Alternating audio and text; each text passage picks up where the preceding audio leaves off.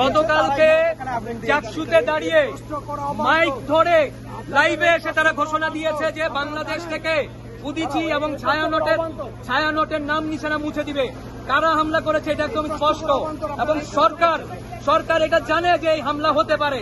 তাদেরকে আমরা অসংখ্যবার জানিয়েছি সকাল থেকে যে উদীচীতে হামলা হওয়ার সম্ভাবনা রয়েছে, ছায়ানটে হামলা হয়েছে, ডেইলি স্টারে হামলা হয়েছে, প্রথম আলোতে হামলা হয়েছে। তারা এইসব করছে, তারা একদম স্পষ্ট। তারপরও সরকারের পক্ষ থেকে কোনো ব্যবস্থা নেওয়া হয়নি, আইন শৃঙ্খলা বাহিনীর পক্ষ থেকে কোনো ব্যবস্থা নেওয়া হয়নি। এই দায় সম্পূর্ণ সরকারকে নিতে হবে, এবং যারা ঘোষণা দিয়েছে তারা এখনো দিনের আলোতে ঘুরে বেড়াচ্ছে। তাদেরকে আইনের আয়তায় নিয়ে আসলে তাদেরকে জিজ্ঞাসাবাদ করলেই বেরিয়ে যাবে যে কারা এখানে হামলা করেছে। ক্ষয়ক্ষতি তো উদীচী অফিসে একটি, আমার ধারণা কোনো কাগজপত্র নেই, একেবারে সম্পূর্ণ সবকিছুই একদম সবকিছু ছাই হয়ে গেছে, এটা আমরা ধারণা করছি। ভেতরে গেলে আমরা বুঝতে পারবো। গতকালকের পর থেকে কি আপনারা কোনো ধরনের থ্রেট ফিল করছিলেন কিনা? আপনারা থ্রেট ফিল করা তো আপনারা দেখেছেন, তারা প্রকাশ্যে ঘোষণা দিয়েছে যে নাম নিশানা মুছে দিবে। আমরা থ্রেট, ওরা তো থ্রেট দিয়েছে, কিন্তু আমরা ভয় পেয়েছি কিনা যদি সেই প্রশ্ন করেন তাহলে আমরা বলবো যে অবশ্যই না।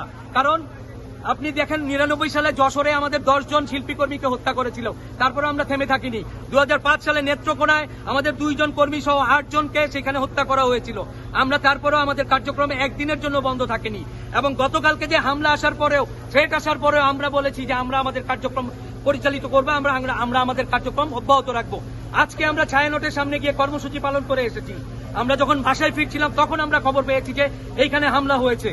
যারা হামলা করেছে তাদেরকে বলতে চাই, আপনারা হামলা করে হয়তো উদীচী অফিস জ্বালিয়ে দিতে পারেন, কিন্তু উদীচীর কার্যক্রম গতকালকে যেভাবে অব্যাহত ছিল আজকেও সেইভাবে অব্যাহত থাকবে।